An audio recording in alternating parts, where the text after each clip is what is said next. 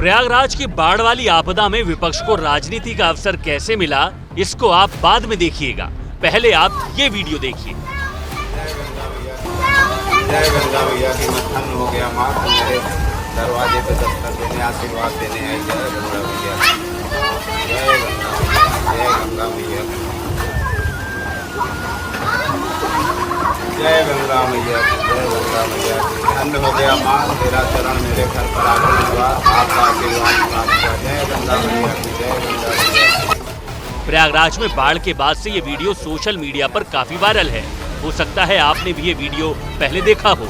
इस वीडियो को लेकर सोशल मीडिया पर तरह तरह के कमेंट्स सामने आ रहे हैं। कोई लिख रहा है कि आपदा में अवसर खोजने का इससे अच्छा तरीका और क्या होगा। वीडियो में दिख रही मकान पर लगी नेम प्लेट से पता चलता है कि ये घर यूपी पुलिस में सब इंस्पेक्टर चंद्रदीप निषाद का है। बाढ़ की शक में इनकी घर की दहलीज पर गंगा यमुना की लहरों ने दस्तक दी तो इनकी पूरी जिंदगी जैसे धन्य हो गई। इंस्पेक्टर साहब फूलमाला दुग्ध पात्र के साथ मां गंगा की पूजा के लिए खड़े हो गए। वैसे ऐसी सुविधा सिर्फ प्रयागराज वासियों को ही संभव है, जब किसी फास्ट डिलीवरी सर्विस की तरह पूजा के लिए गंगा की लहरें सीधे आपके घर के सामने डिलीवर हो। जय गंगा मैया की मत्थन हो गया माँ, मेरे दरवाजे पे दस्तक देने आशीर्वाद देने आई। जय गंगा मैया, जय गंगा मैया। वर्दी में खड़े होकर इंस्पेक्टर साहब ने गंगा मैया की पूजा भी घर के सामने ही कर ली और लगे हाथ रील भी बना ली। इंस्पेक्टर साहब का एक और वीडियो वायरल है। मानो इनकी पूजा का ऐसा असर हुआ कि खुश होकर गंगा की लहरों ने घर में ही आगमन कर लिया। बजाय परेशान होने के इसे भी उन्होंने अवसर की तरह लिया और घर के आंगन को स्विमिंग पूल बना लिया। आलम यह है कि इंस्पेक्टर साहब मां गंगा का धन्यवाद करते थक नहीं रहे। जय हो मां गंगा, आज मेरे घर में पूरी तरह से आपने आगमन किया। आपके दर्शन करने के लिए 66-67 करोड़ देश की जनता ने आपका आशीर्वाद प्राप्त किया और आप मेरे घर चल करके मेरे घर में आ करके मुझे आशीर्वाद देने का मुझे सौभाग्य प्राप्त मिला। धन्य है। जय गंगा मैया की, जय गंगा मैया। इंस्पेक्टर साहब की रीलबाजी से आगे बढ़ते हैं और बात राजनीति की करते हैं, क्योंकि प्रयागराज वाली बाढ़ की लहरें यूपी के सियासी गलियारों तक जा पहुंची हैं। समाजवादी पार्टी के अध्यक्ष अखिलेश यादव ने योगी सरकार पर निशाना साधते हुए एक्स पर लिखा है कि प्रयागराज में 20,000 करोड़ खर्च करने के बाद प्रयाग वासियों को जल भराव के सिवाय और क्या मिला। भ्रष्टाचार के गहरे गड्ढों में भरा पानी भाजपाई घपलों घोटालों के गोरख धंधे का भंडा फोड़ कर रहा है। स्मार्ट सिटी की संकल्पना पर पानी फेरने वाले भाजपाई अपनी अपनी नाव लेकर कहां गायब हो गए हैं।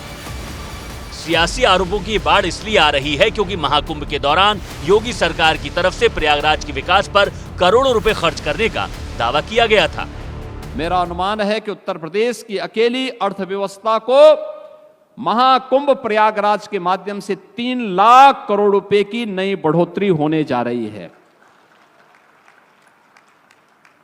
जो लोग उंगली उठाते हैं कि 6,000 5,000 करोड़ रुपए खर्च कर दिए कुंभ में, ये 6,000 और 5 करोड़ कुंभ में ही नहीं किए हैं, प्रयागराज सिटी के रिनोवेशन में भी खर्च किए हैं। महाकुंभ के आयोजन को लेकर सीएम योगी ने उस वक्त कहा था कि महाकुंभ पर किया गया खर्च प्रयागराज के लिए परिवर्तनकारी साबित हुआ। 14 नए फ्लाईओवर, 6 अंडरपास, 200 से ज्यादा चौड़ी सड़कें, नए कॉरिडोर, विस्तारित रेलवे स्टेशन, आधुनिक हवाई अड्डा टर्मिनल पर करोड़ों रुपए खर्च किए गए। अब विपक्ष पूछ रहा है कि ये सारे विकास के फ्लाईओवर और अंडरपास कहां गए? क्या प्रयागराज की बाढ़ में धुल गए? इस बीच प्रयागराज की बाढ़ पर समाजवादी पार्टी और बीजेपी के बीच जुबानी जंग शुरू हो गई है। अखिलेश यादव जी बहुत मानसिक रूप से विक्षिप्त हो गए हैं। उनको समझ में नहीं आता प्रकृति से कौन लड़ सकता है।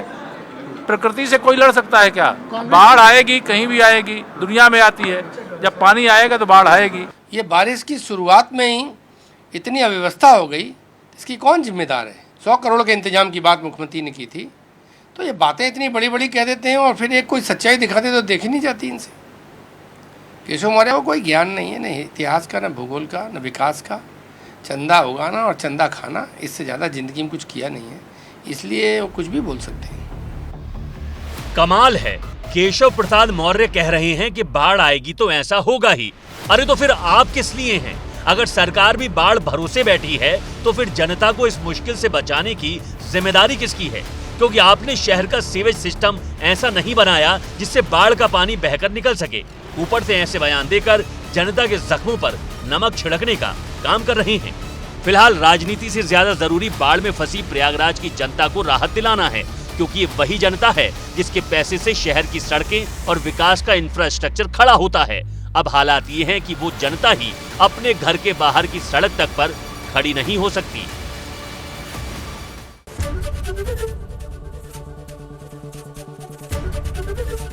एबीपी गंगा, खबर आपकी, जुबान आपकी।